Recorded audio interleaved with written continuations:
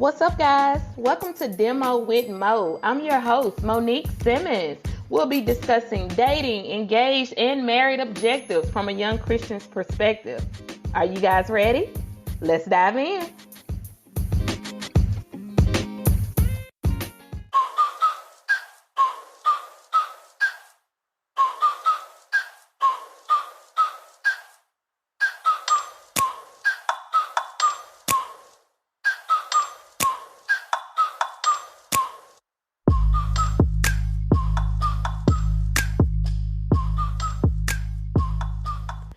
Hey guys, welcome to a new episode of Demo with Mo. This is part 2 of Sex Before Marriage. I hope you guys enjoyed last week's episode of the first part series.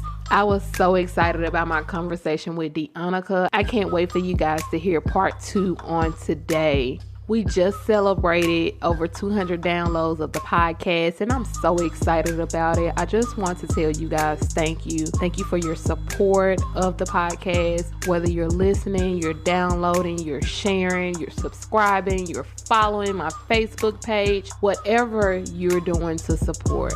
I thank you so much, and I don't take it lightly, and I don't take it for granted. There's so many other podcasts out here, so many other things you could be doing, but you're here supporting me, and I appreciate it. I hope what's being said, what's being discussed has encouraged you along your journey. I don't want to hold you guys any longer. Remember to follow me on Facebook, Demo with Mo. Join our private group if you're dating, engaged, or married. But let's dive into the rest of my conversation with Deonica.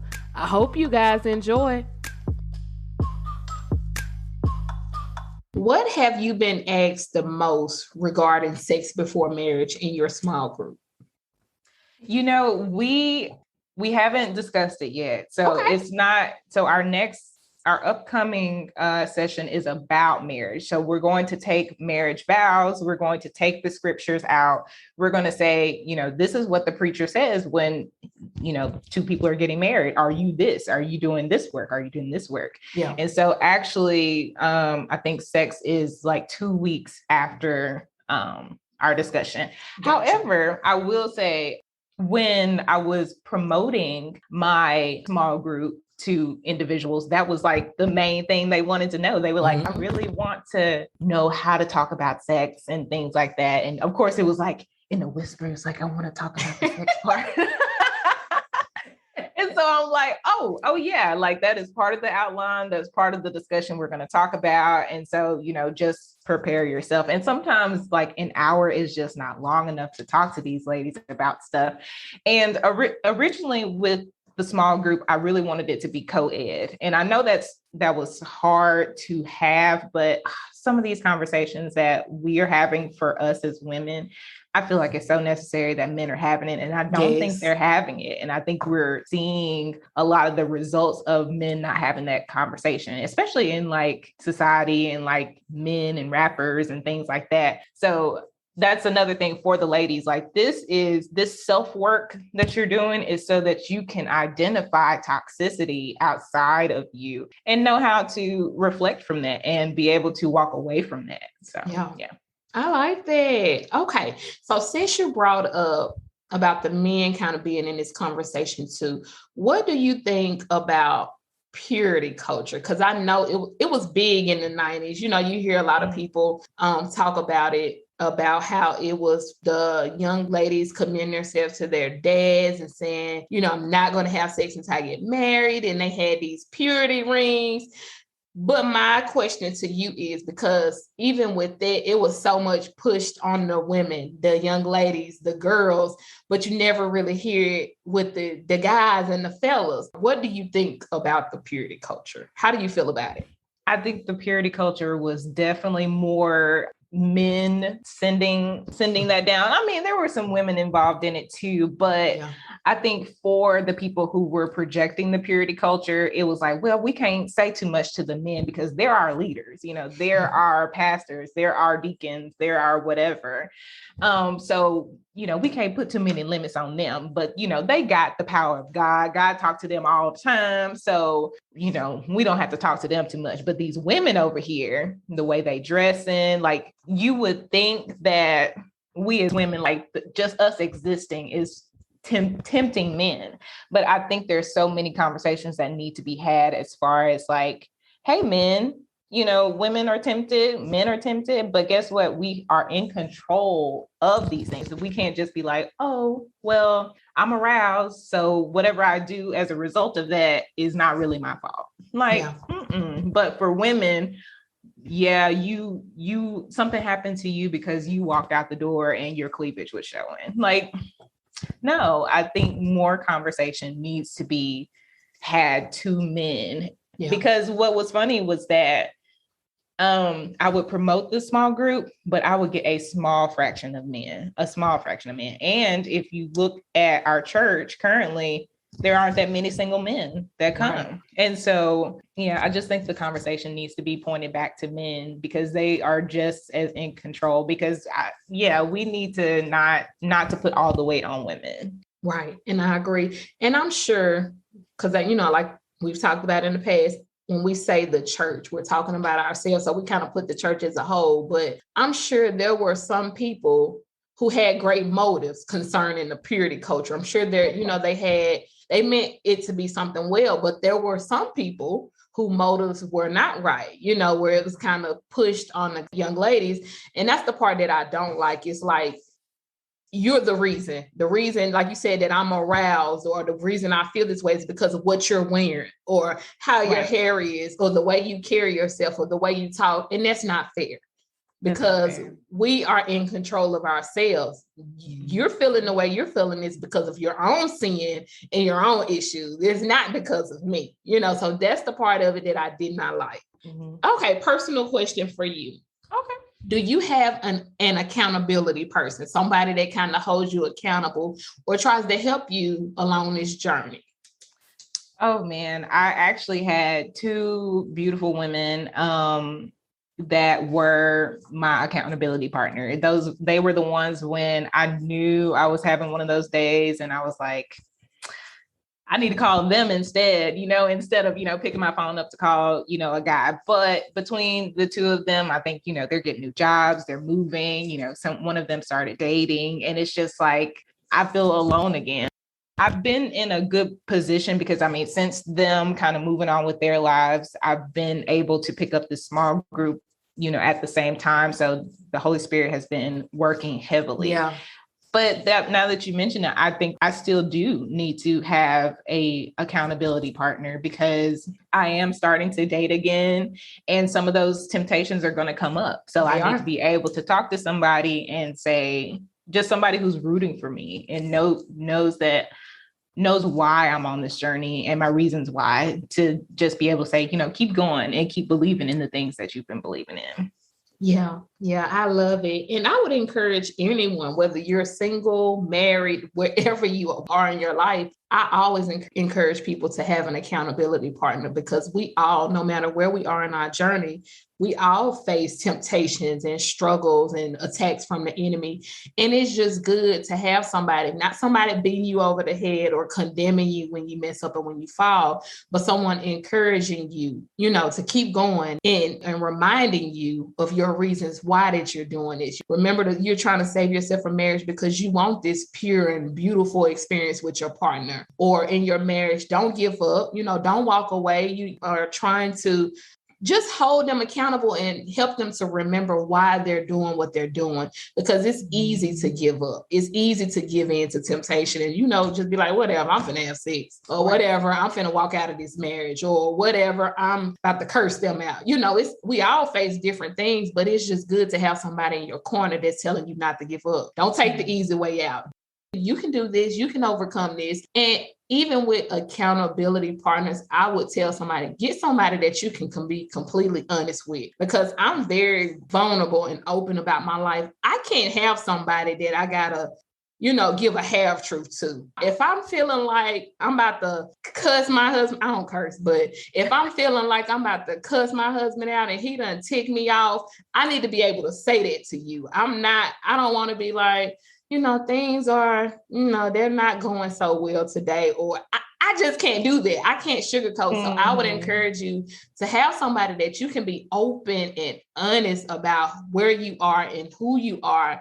And they can be able to come back and give you a new perspective on it. You know, I know he done made you mad today, but it's okay. You know, this is a tactic from the enemy. This will pass. Yes. You know, there are so many more good things going on in your relationship. Don't focus on that one negative. You know, you need somebody like that, not somebody be like, girl, go ahead and cuss them out. You know, no. The drama. Yes. No. So with your accountability partner, get somebody that you can be open and real with, and get somebody that's not going to encourage you when you're wrong, or, you know, you be like, yeah, girl, go ahead and do that, which is sin or something, you know, that God would not be pleased with, but somebody that's going to be loving, but tell you the truth.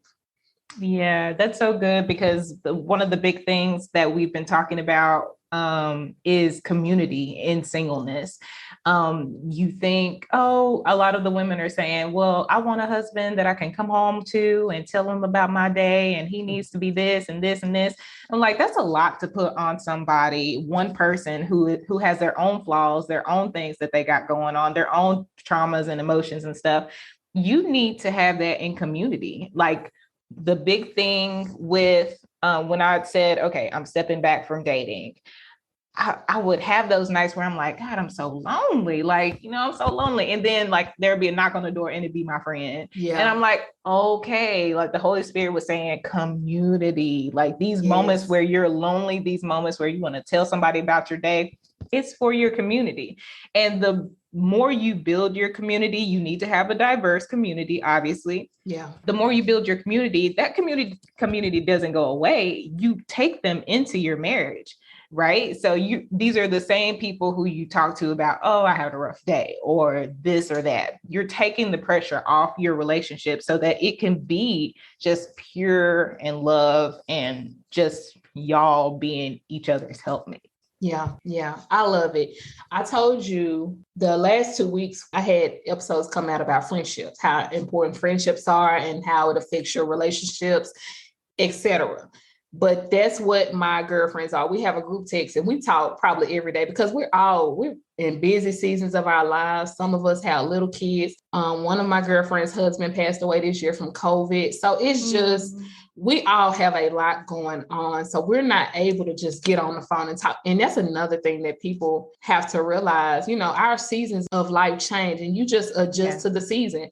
In my singleness, I was able to do things that I'm not able to do now that I'm married. And you just adjust, you adjust to the season. So we're in a season where we're not able to talk on the phone like we used to. So we just kind of keep our group texts going, you know, send out a text when we can throughout the day. And I love it because you're able to say things to them that you shouldn't. I'm gonna say shouldn't, because some people will say it to their partner, but that you shouldn't say to your partner, because a lot of times if you're going off your emotions, you really haven't thought through and you say things that you can't take back or that may offend the other person. And what you're saying may be right, but you didn't say it right, or, you know, you just didn't take the time to think it through. But if you have this community or these people that you know love you and going to hold you accountable, you can say things and they be like, well, nah, Monique, that ain't right. Y'all, you saw that wrong, or you know that's not his motive or whatever. And I'm just giving this example, but that's how important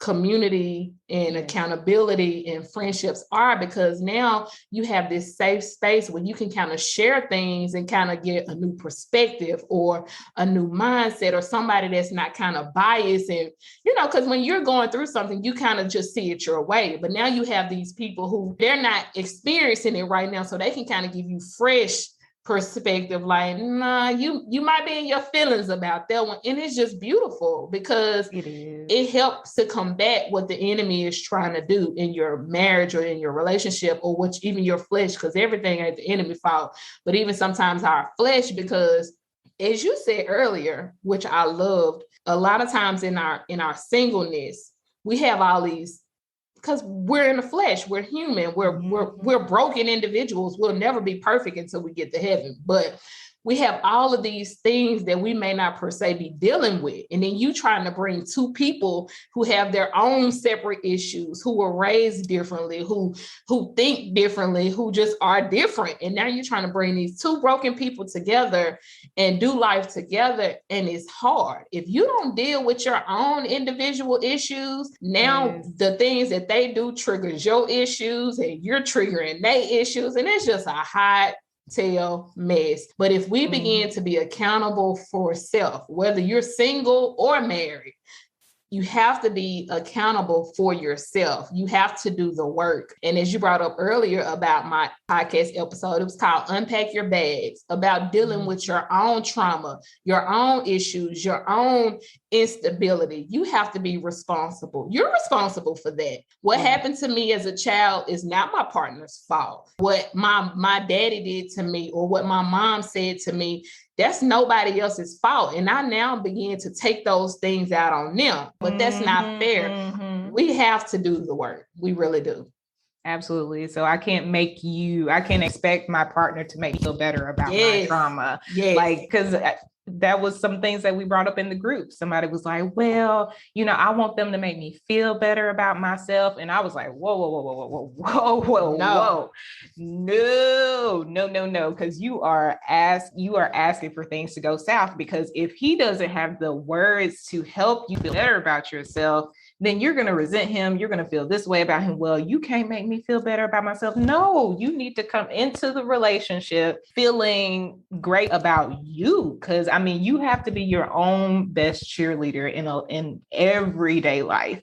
And you can't put that pressure on another person. Yeah. And it's not fair or realistic, because there is something in all of us. There's a void there that God purposefully put in us that only he can feel. Your partner can't feel it. Your parents can't feel it. Sex can't feel it. Drugs and alcohol can't feel it. Because, that's a lot of these things that we do. We're just trying to fill that void, and we keep doing it because it ain't working.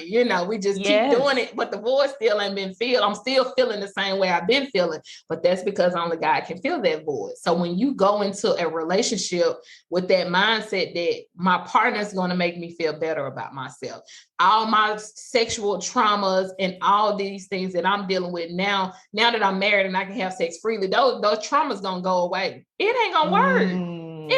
It ain't gonna work. You, like you said, you're setting the relationship up for failure because your partner can't feel you completely. They're not even made to complete you. You guys are made to complement one another, because we're helpmates. I'm made to help you in those areas you may be a little weak in. I make you look a little good, and you do the same for me, but I can't complete you and you can't complete me. Both of us have to be seeking God to be fully complete, to be our whole person, our whole selves. And when both of us are focusing on being complete through God, we can be good, because now I don't have you on this pedestal. Now I'm not expecting you to do everything. Or when you don't do those things, now my world isn't over. Yeah, you didn't take out the trash this morning. Okay, whatever. No, you didn't tell me my new hairstyle was beautiful. Yeah, okay. It's just like those things that really don't matter, because I'm not seeking to be filled by you, because you can't. And the more I keep trying to make you be something that you're not, as you said, I'm going to begin to resent you. You're going to begin to resent me, because now you're putting this pressure on me that I can't handle because I can't do it, Because I can't do it. Yeah. So we have to learn that our partner cannot complete us. And for those of you who are in your singleness, don't go out when you're dating and you're looking, have someone that you want to spend the rest of your life with. Don't have that mindset going in. This is just, they're a benefit, because you're complete in yourself. Between you and God, baby, you're a whole person before you even get married. What the picture should be is, I'm a complete person on my own. You're a complete person on your own. And we come together and this thing about to be beautiful. But what happens so many times, I come in broken. I don't acknowledge my faults. I don't acknowledge my issues. You come in like that, and now it's just a hot mess. I'm triggering you. You triggering me. Now we mad, and marriage don't work. And I never should have married you, and you the wrong person. Y'all, Yes, it's a scary, slippery slope. And then we go out and we tell other people, oh, my marriage is this. No, no, no, no, no. Because then you are affecting the vision that another person has on marriage. Yes. Because you can't get your marriage right when you aren't doing the work. So, yes, Yes. so true. I have a family member, I won't say any names, but I have a family member, and months ago we were talking about, it was all of us together, and we were kind of talking about marriage and relationships, and they're not married. They was talking about marriage and relationships and how things are now and how people don't want to be married and how negative things were. And, this family member was like, I don't know if I want to be married. And I had to kind of call that out. Like, don't let what the world is doing, what they're portraying marriage to be, don't let that ruin your view of marriage. Because if we do marriage God's way, marriage can be beautiful. The issue is, as believers, we're trying to do things the world's way and get God's results. That won't work. You have to do it God's way to get God's results. So don't let what the world is saying about marriage and how they're just walking out and divorcing, and the divorce rate is so high. Don't let that discourage you, because you can look over here at me. Marriage is good. And don't get me wrong, we have our issues and we still go through things, but I'm doing it God's way. And because I'm doing it God's way, I'm going to get God's results. And I believe that. So I don't let what's going on out there deter me. But that's what's happening a lot. And that's why you see a lot of people not wanting to be married, but you do it the world's way or Satan's counterfeit way. That's the results you will get. Exactly. Yes. So good. So good. Okay, so you kind of talked about this a little bit, but how has your journey been regarding trying to abstain from having sex before marriage? How has it been? I never would have guessed. I never would have guessed it would be so freeing. Freeing. It feels like every day is like, I can't wait to get up every day because I know the day is going to be good. Like back before, I gave my life to Christ, like every day was miserable. And I was just like, oh, what's going to happen today? Something's not going to go right. My emotions were tied to if I was having a good day, if I was having a bad day, if my coworker was having a good day, if work was good. Yes. And now it's more of like, I don't know, something about it. I just feel lighter. I feel like I can walk faster, like when something's just been kind of lifted off your shoulders. Yes, and thinking to myself prior to all this, saying like, oh, I'm telling myself that I can't have something. And that was my focus. But now it's like, not that I can't have something, but that I feel myself with more good stuff. So where I couldn't have sex, I spent more time with my friends. Where I couldn't have sex, I was traveling more, when it made sense. Where I couldn't have sex, I was going to therapy. And for some reason, just having all those things, I would go months, days, whatever, been like, oh, you know what? I ain't been with nobody. Like I ain't been out looking for nobody. I'm like, this is kind of nice. And on those days when, I was here at the apartment by myself, like it didn't bother me. I was just like, I can find something good to watch on TV, or let me check and see what my friend doing. I'm gonna bother her real quick, those kind of things. So it's been all worth it. And it makes dating so much more intentional. Yeah. And you have to get creative, right? Because the whole Netflix and chill thing is off the table. So you have to be more creative, but it's made dating fun. So like, instead of, coming back here to watch a movie, we're going out to, throw axes. We're going out for frozen yogurt. We're going to some type of event or festival for music, whatever. It really makes dating fun, as long as you keep it healthy. And even if on those times when I'm not, I don't have a date, I can do those things with my friends.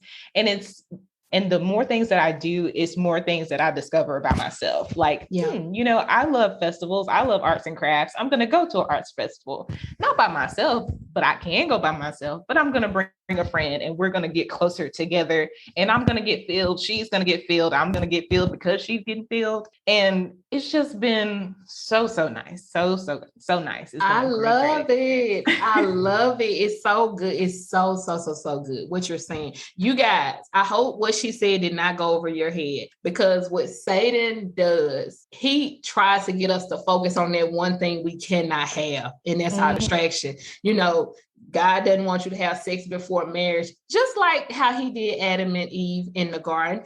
They had access to everything in the garden except this one tree. He's telling Eve, you know, she's like, no, I can't have anything off that tree. You know, God said I would die. And here comes Satan. Will you surely die? You won't surely die. Like, you know, and that's what he does. Your life is so full. And if we focus on it's just sex, he's over here dangling it. You surely won't die if you have sex. You know, come on, you can have sex, you know, but we're forgetting when we're focusing on this one thing we can't have, we forget all the fullness that our life has to offer. It's so much. And I want to encourage you listening, if you are in your singleness, the same way he kind of dangles sex before you get married and saying, you know, this one thing you cannot do, and kind of makes you focus on that one thing you can't have. It still happens in marriage. Then he begins to remind you in your marriage, you remember when you were single and how you could do all of these things. So I want to encourage you that it's okay. It's the same struggle that you're dealing with and being tempted with. It's just going to be a new temptation when you get married. So again, marriage is not the end goal. It's not, take it off the pedestal right now, because you're going to have those same struggles. It just will be a new sin, a new temptation, but you'll still face these same things in marriage. It won't change. So you just have to remember, am I going to focus on this one thing I can't have, this one thing that seems so desirable to me, or am I going to focus on everything else I have in my life going on? It's so many more things going on in my life right now. It's so many more things. And for some reason, like my confidence level, like, of course they tell you in school, have confidence, but I don't think they tell you that confidence comes in exploring the things that make you great. Like one thing, when I intentionally decided to, you know, be single, like I put up on the board, like a lot of goals that I wanted for myself. And one of them was to just figure out what clothes look great on me, what colors look great on me. Like, and it wasn't just to, just so I can wear something nice.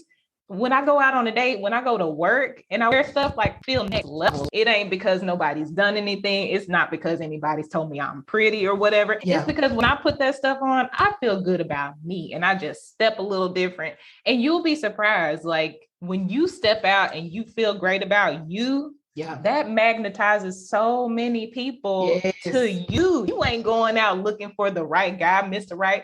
He's looking for you. He's in the store and he's like, something about her. She just stepping a little different. Let me go see what's going on over here.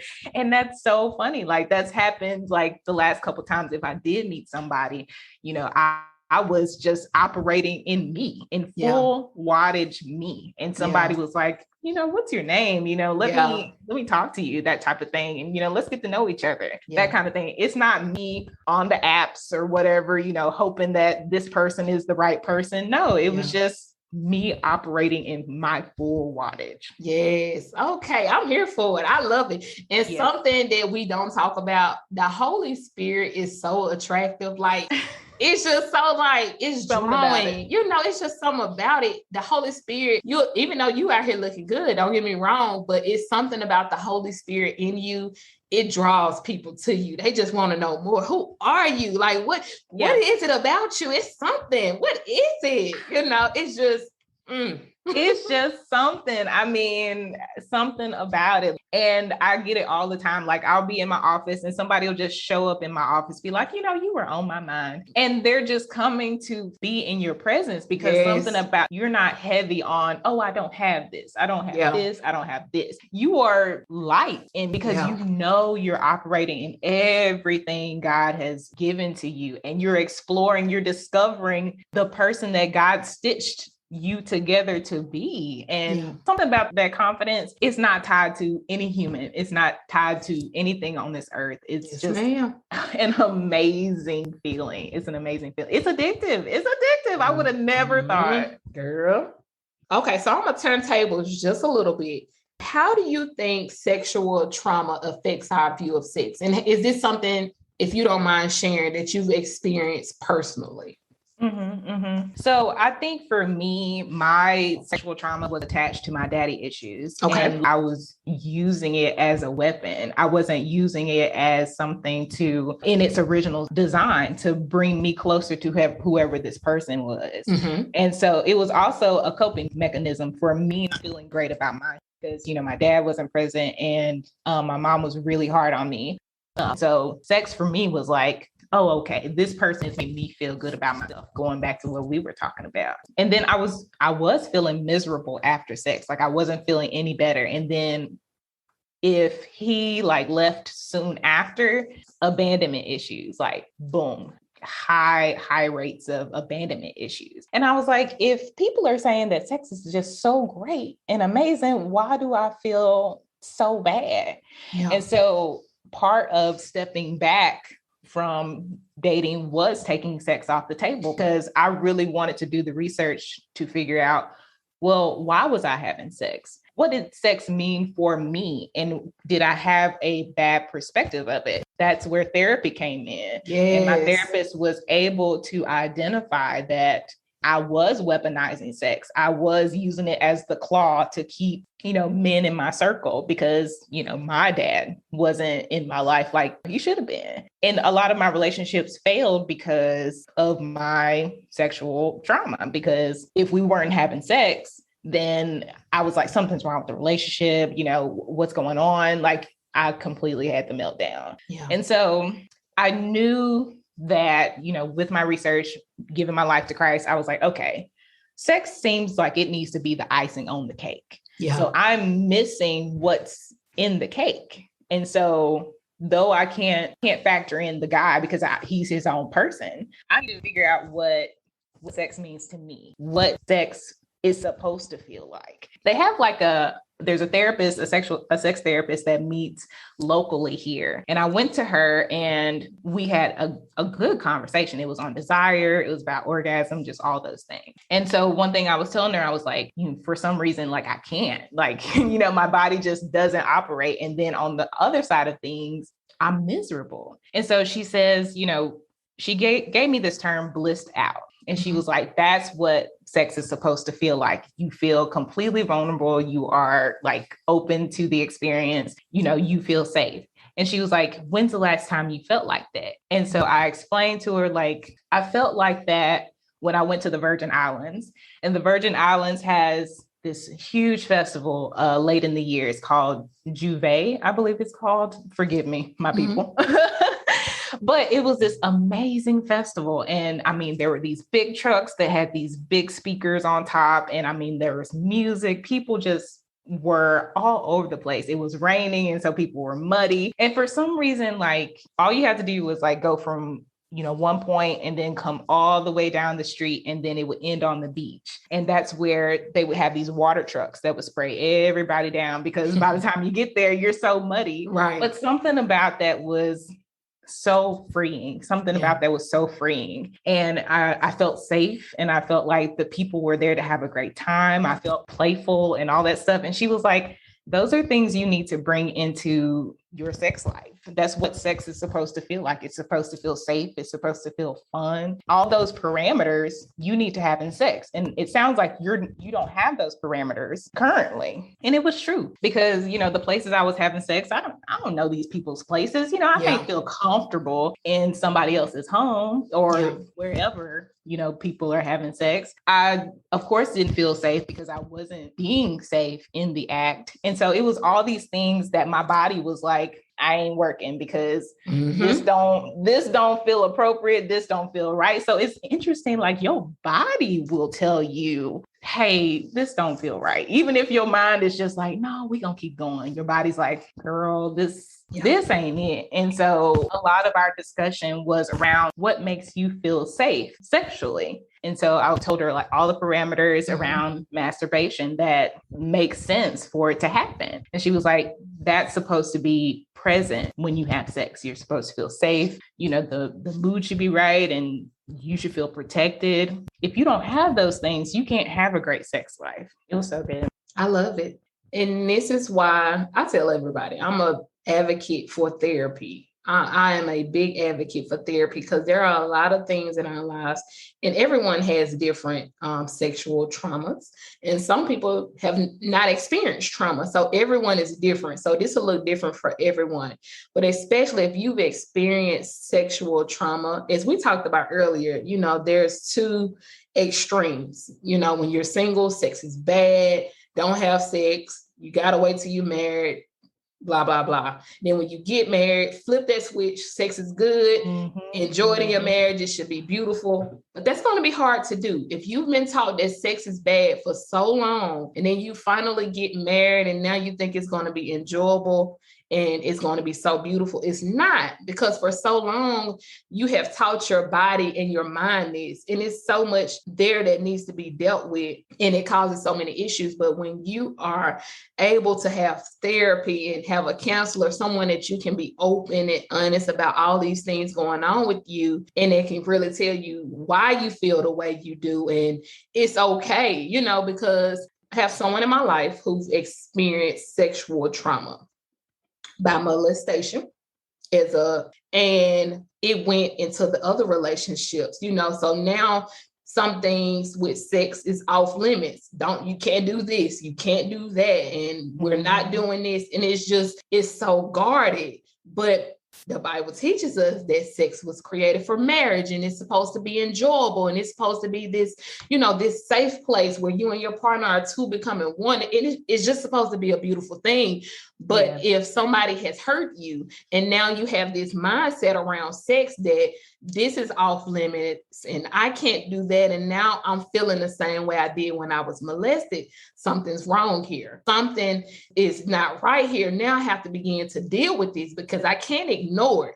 Because now every time it's about sex or a conversation about sex, or me and my partner are supposed to have sex, all these feelings are coming back up. So now I'm not enjoying sex, which probably means you're not enjoying sex, and what God created to be beautiful is now broken. And now I think something's wrong with me. And it's just a trickle effect. But when we begin to realize that, okay, I'm not feeling right around this issue. You know, I have certain feelings about this and I know it's not right. Let me talk to somebody. Let me kind of get to the root of why I'm feeling the way I'm feeling and begin to deal with those sexual traumas. And it can make it so beautiful, but we have to begin to do the work. And no, it's not our fault that someone took advantage of us, or it's not our fault that something bad has happened to us. But now I'm taking control of my life. I'm taking back control in what God created to be beautiful. How can I now do the work to make it that way? What can I now do to take my control back over something that was made to be so beautiful? But for me right now, it's the area you can't really deal with me on because it's some brokenness in me. But now I have to begin to deal with it. And that's why counseling and therapy is so important, because now you have this person who is basically for you. They help you. They give you the resources. They kind of guide you through things you didn't even think about. Oh, dang, that's why I'm feeling like that. You know, what? I thought I was over that. But no, you're not. For our people, Black people, people of color, counseling and therapy is important.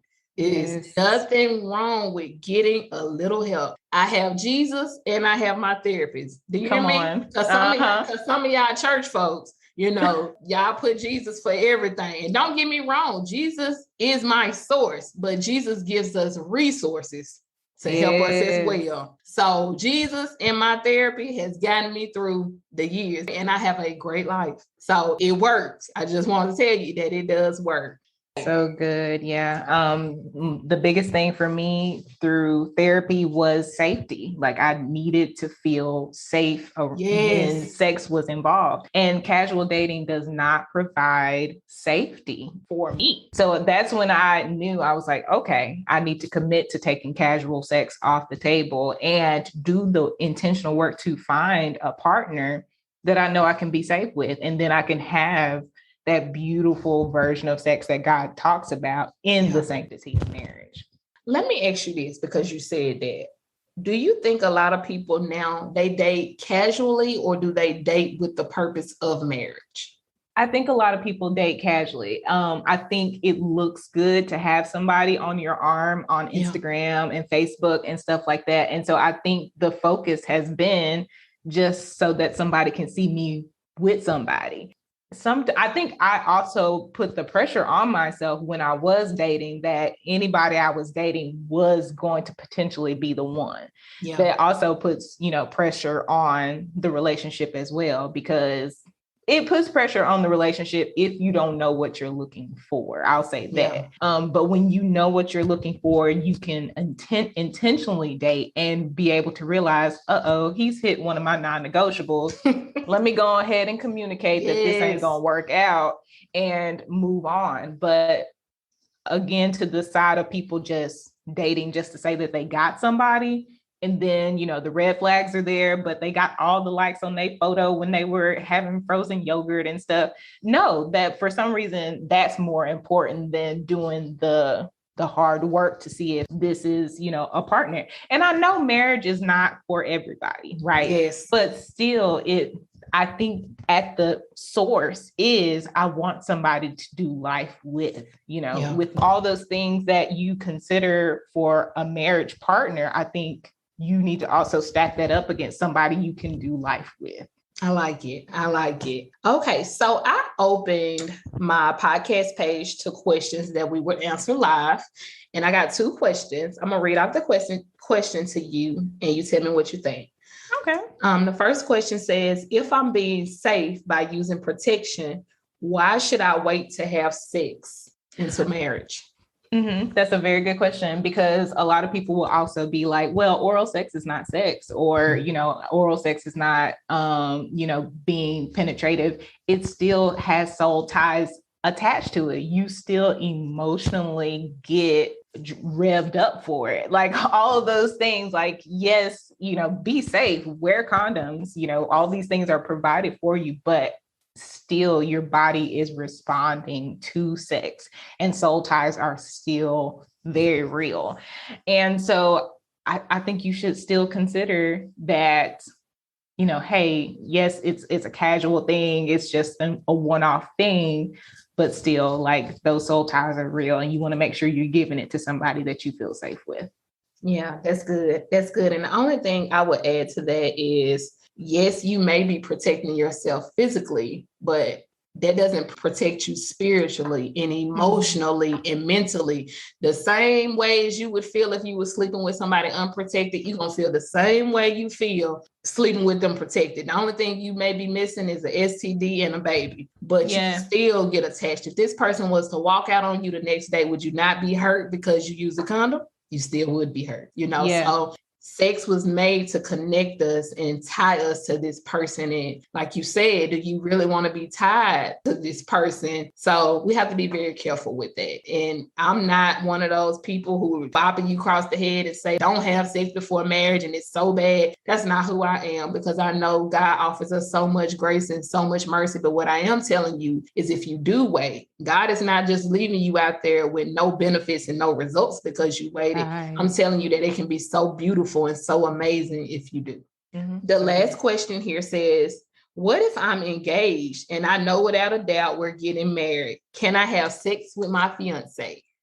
Oh, that's so good. And it's so tempting. It's so tempting. I mean, y'all are looking at the finish line. It's right there. Yes. It's right there. Like we can slip up.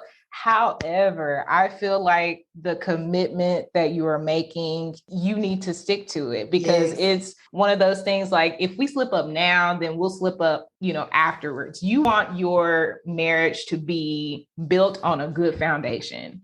And if you are looking for the original form of marriage, which is to connect and tie, I think you should leave it for after marriage, because that is the original design, right? Yes. And so another thing is that A lot of times we can bring false expectations into our marriage, into our relationships. So like if you were sexually involved before, or, you know, he was sexually involved before y'all got together, or the other way around, and then y'all have sex, and then you're like, oh, well, he wasn't like Ted or Fred or whoever, Yes, you know, yes. before, you've already like ruined something that's so beautiful, that's already like, you've gotten to this point. Just keep steady, because sex just confuses things outside of its original design. And he might say the same thing, like for the two of you, like y'all might get together and be like, well, that one time just was kind of funny, and now I feel funny, and I don't know if this is for us no more. Keep it within the confines of marriage. I implore y'all to stick it out and wait. Good stuff, girl. I love that. And sex just blurs the line. Even if you're engaged to get married, what if you guys decided to have sex? You've waited this time, you committed to each other to do this, and now you have sex and it just ruins everything. Like, yeah, okay, this ain't what I thought it is. Because I hear so many people, you got to try it before you buy it and all this kind of stuff. Right. And what if you tried and you don't like it? And you don't like it. And it was off that one experience, because sex is one of those, especially in marriage, this is somebody you are planning. This is what your hope is when you get married. If this is somebody you're going to spend the rest of your life with, off one moment, if the sex was not what you thought it was, is it over? Because this is the only person that you're going to spend the rest of your life with. No, you're going to figure out ways to make it work. Find out what pleases your partner and what pleases you. And it's just one of those ever-changing things. But if you're engaged to be married and you end up having sex and it's not what you thought it was going to be, it's just too many blurred lines there, and, and sex confuses things. And it just, if you can wait, wait. If you can wait. And I'm gonna give y'all this one example. I told you I gave my life to Christ February 7th, 2010. Me and my husband was already living together.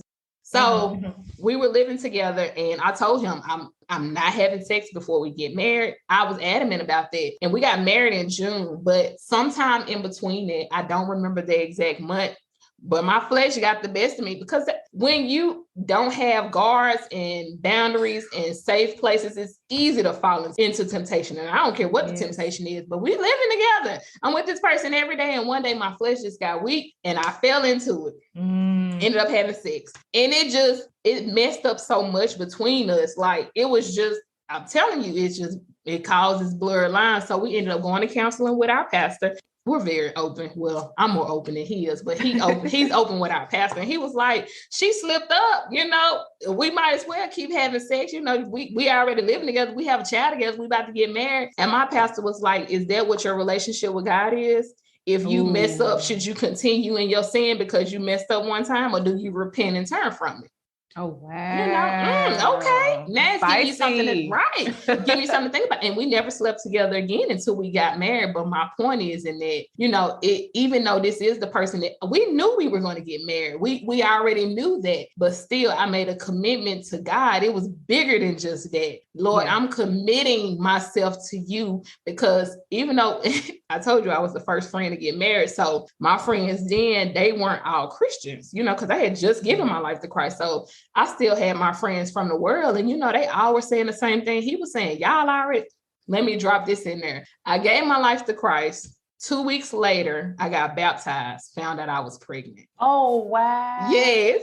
So I was pregnant before we had sex, before I gave my life to Christ, and I found out I was pregnant. And God just had such a sense of humor, because I always think, like, what if I would have found out I was pregnant first before I gave my life to Christ? Ooh. My story would probably be different. I probably wouldn't have given my life to Christ, if I'm being completely honest, at that time. So I just love how God does things. But what my friends were saying was, you already pregnant, y'all already living together, why not keep just sleeping together? And I'm like, to the world, what I'm doing don't make sense. And that's how it is for all Christians. What you're in your singleness, what you're doing right now does not make sense to them. And that's okay.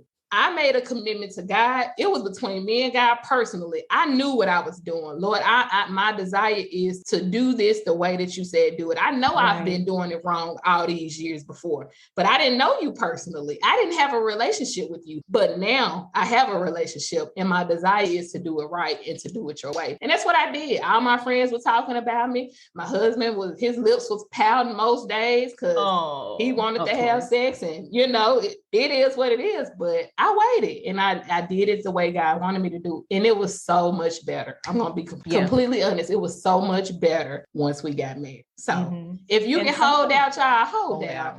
Hold out. And if you can stay firm in that, like something about God raining blessings on you because you're being obedient, and God rewards obedience. Yes. And so if you can stay firm in something like this with all the temptation that's around it, he can bless you with something else, because I know my daughter knows how to wait. I know she isn't victim to her flesh. Yeah. So I can rain blessings on her in another way, because I know she has the potential to be obedient. One last thing before I close, and I have enjoyed this conversation so much. I really have. Thank you so much for coming today. One last thing, what would you say to the young man or woman who is trying to hold out and abstain till they get married in this 2021 world that we're living in right now? Right. Y'all, it is so hard. I will not say it's easy, but like anything, like if you're running a marathon, sometimes getting up off the couch that first day to run even 30 minutes, it's going to feel hard. There's going to be so many things out to get you, so many things against you. You're going to say what you're doing to other people, and they're going to be like, what are you doing? That sounds crazy. I say still stay firm. And again, don't feel like you are saying you don't have something. It just means that you have more room for something else. Explore what makes you you. God made you in your mother's womb. He thought about your talents, what you would look like, what you would sound like, how tall you are. Like, you have so much value before sex, before having a partner. Like, those things aren't supposed to add value to you. You have value already. You just need to discover it. You need to figure out what makes you happy, what makes you joyful. What do you need when you're upset? What do you need when you're mad? All of these things are part of what builds you. And the more that you know about you, the more that you can walk taller, speak different, and just be the best version of yourself. Because ultimately what you want to do is give whoever your potential partner is the best version of you. You don't want to give them the broken version. You don't want to give them the toxic version. You want to give them the best version. And so if that means you need to get that certification first, and that's, going to make you the best version of you, do that. Fill what you consider a void with stuff. Like, if there's a gap, fill it full of all the things that you can discover about you. Test everything. These bodies are meant to be test driven. Like, we need to return these bodies to God. I mean, wrinkled, pink. I want to get to God and be like, good job. Because guess what? Yeah. You're going to get to God, and you're going to get to God. It's not you and your husband holding hands and y'all approach God. Like, yes, like he wants to say, well done, well done. So just take this time to discover all the possible things about you. Take those leaps of faith that make sense to you, and take the Holy Spirit with you. The Holy Spirit is meant to be your helper in all of this. And discover your community, those people that are going to pray for you and honor you in this moment, because you need all those people. And so you're doing good work. You can be afraid in God. You can be frustrated in God. Just still do the work. I love it. It was beautiful. Again, thank you so much for joining me today. I appreciate you. Thank you. Thank you. And it's so crazy. Well, not crazy, because God just has an amazing way of doing things. But the way we connected, a friend of mine reached out to me when she found out about my podcast, and she was like, I have somebody awesome that I know would love to connect with you. We talked that same day, and it's like, we've connected since. So I love it. I really do. You are a beautiful soul. I appreciate you for joining me on tonight. Thank you so much. Yes, thanks so much. I've had a great time. Awesome. All right, you guys, this was another episode of Demo with Mo. I hope you guys have enjoyed Deonica and I's conversation on tonight. I hope it blesses you. Share with your friends or your family, anyone that you think this conversation could benefit. All right, guys.